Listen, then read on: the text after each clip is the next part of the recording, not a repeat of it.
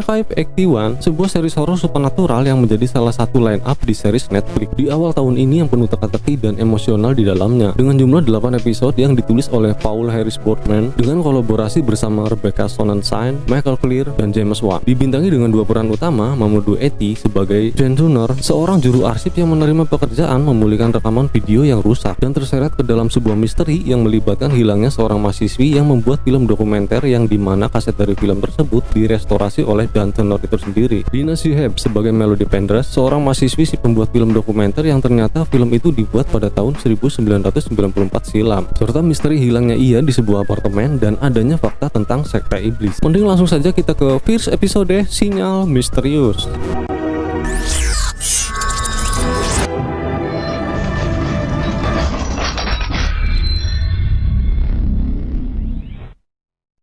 Film ini dimulai dari seorang pria bernama Dan Turner, seorang ahli restorasi kaset film. Terlihat ia sedang membeli sebuah kaset bekas. Setelah memilih barang yang ia cari, si penjual ini memberitahukan bahwa ia mendapat salam dari Jill, teman lamanya. Namun entah kenapa, tiba-tiba ia seperti menghindar dan enggan berkomentar mengenai Jill, yang karakternya belum diperlihatkan di scene ini.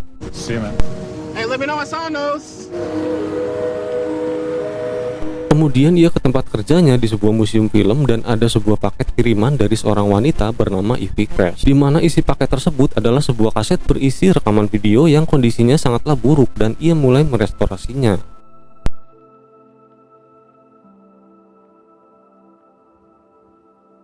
Setelahnya ia memutar isi rekaman yang rupanya sebuah film horor yang belum pernah ditayangkan. Peninggalan William Crash, seorang sutradara yang sudah menggarap berbagai film di era 30-an dengan tema antologi horor. Ia adalah ayah dari wanita si pengirim paket tersebut. Kemudian rekan kerjanya memberikan titipan dari atasannya bernama Karen yang isinya sebuah kaset untuk direstorasi beserta sebuah pesan rahasia. Singkat cerita, malamnya ia mulai menggarap proyek tersebut dan hasil digitisasi berisi sebuah video dokumenter seorang wanita bernama Melody Pendras, mahasiswi jurusan antropologi budaya yang akan melakukan penelitian terhadap komunitas kecil di sebuah apartemen.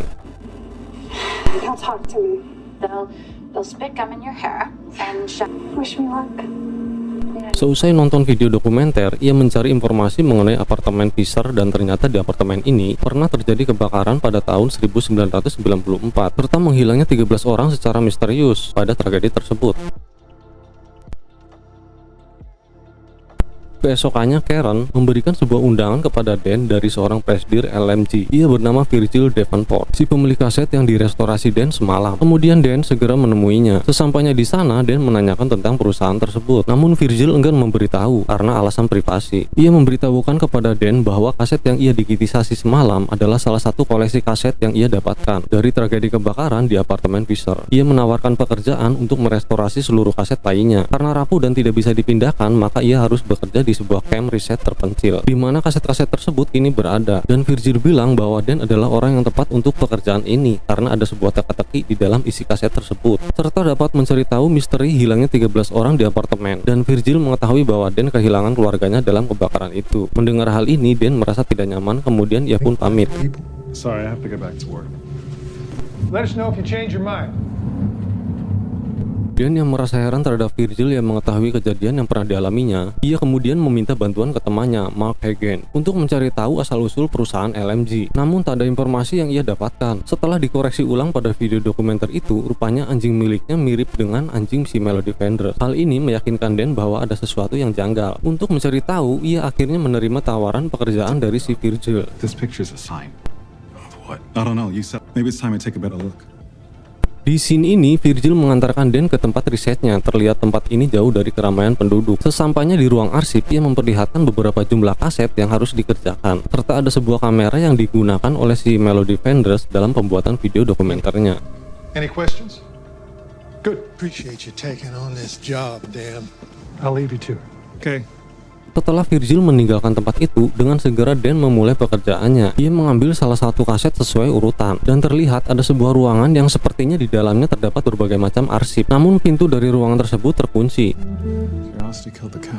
Seusai merestorasi, kemudian ia memutar isi rekaman tersebut yang merupakan bagian kedua video dokumenter si Melody Pendras. Terlihat ia disambut oleh seorang pria bernama John Smith, karyawan apartemen itu. Dengan wajah yang kurang ramah, ia mengantarkan Melody hingga ke kamarnya dan ia berpesan kepadanya agar menjauhi lantai 6.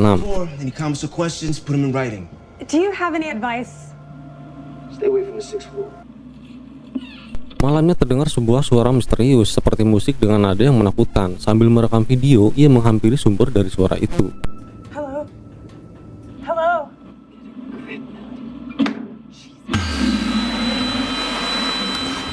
Pagi harinya ia berniat menemui satu persatu penghuni apartemen guna mendapatkan informasi tentang apartemen ini dan komunitasnya untuk tugas disertasinya. Tapi tak ada satupun yang menanggapi hingga ia bertemu dengan Jess yang memiliki tugas dan bisa dikatakan sebagai tukang suruh semua penghuni di apartemen. Si Jess ini rupanya mengenal hampir seluruh penghuni di apartemen ini karena ia sendiri berada di apartemen ini sejak ia lahir. Mengetahui hal tersebut, Melody meminta Jess untuk mengenalkannya kepada beberapa penghuni di apartemen. Why, you can't make friends or something?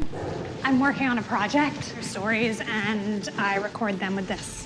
Awalnya ia menolak, tapi karena ditawari sejumlah uang, ia akhirnya memperkenalkan kepada salah satu penghuni apartemen bernama Tamara Stefano. Ia seorang komposer musik opera dengan jenis musik eksperimental. Kemudian ia memutar musik garapannya. Tamara berkata saat ia memainkan musik ini di pentas, pemerannya mengenakan sebuah topeng. Ini sama persis seperti video horor di awal tadi, kiriman Ivy Crash. Dan yang jadi pertanyaan, apakah ini benar-benar sebuah film karya sutradara William Crash atau video dokumentasi tentang sekte iblis yang terlihat sedang mempersembahkan seorang wanita sebagai tumbal. Kembali ke Melody yang sepertinya merasa ketakutan hingga lemas saat mendengar musik ini karena sama persis seperti yang ia dengar semalam, dan video pun berakhir. Didn't I hear this last night? Doesn't the music make you... Seusai nonton video, Dan menghubungi rekannya meminta bantuan untuk mencari tahu tentang komposer bernama Tamara Stefano. Berhubung nomor rekannya tidak aktif, ia mengirim pesan melewati pesan suara di handphonenya. Saat berbicara, tiba-tiba terdengar rekannya mengangkat telepon, namun tak ada suara satupun. Karena di tempat ini cukup sulit untuk menjangkau sinyal telepon seluler. Is someone there?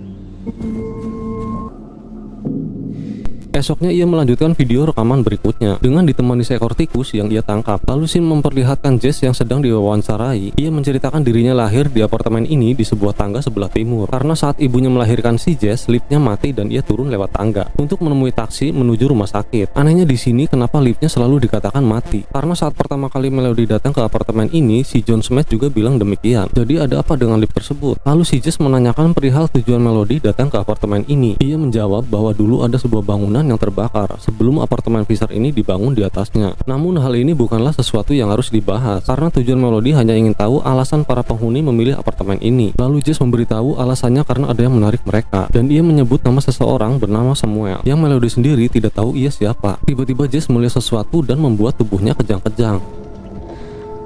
Jess?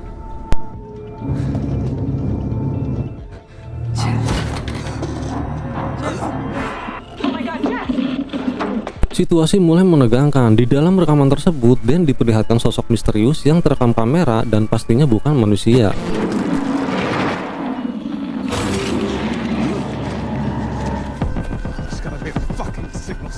Karena panik, ia berlari keluar mencari sinyal dan segera menelpon rekannya. Ia memberitahukan bahwa LMG mengetahui pesan suara yang ia kirim tempo hari. Dan saat ditanyakan mengenai Tamara Stefano, Mark tidak mendapatkan informasi apapun tentangnya. Serta ia meminta untuk mencarikan informasi terkait LMG dan Melody Pendrath. Seusai menutup ponselnya, terlihat ada seseorang mengenakan pakaian berwarna merah. LMG and Melody Pendrath.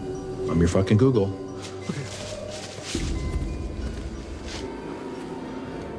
Sorenya, Dan mengingat kembali kejadian semasa kecil sebelum apartemennya terbakar. Saat itu ia sedang bersama kakak perempuannya memainkan sebuah piano. Sang ayah yang mendengar lantunan nada tersebut melarang agar tidak memainkannya dan menyuruh Dan mengajak Leo, anjing kesayangannya, keluar untuk jalan-jalan. Stop playing. Right now. I said stop!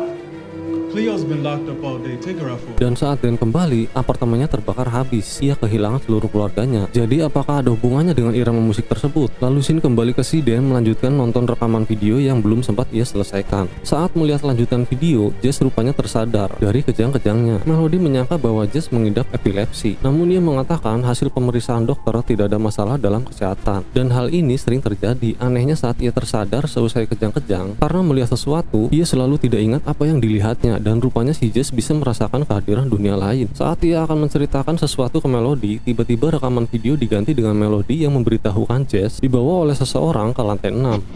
They took Jess. Told you. 6 floors on blue. Jess! Jess, can you hear me? Kemudian datang lagi beberapa orang menghampiri Melody, dan secara mengejutkan muncul sosok ayah dari si Dan. Hal ini membuat perasaan Dan campur aduk tidak karuan, dan yang lebih mengejutkan lagi terlihat seseorang mengawasi Dan dengan monitor CCTV yang terpasang begitu banyak di camp risetnya.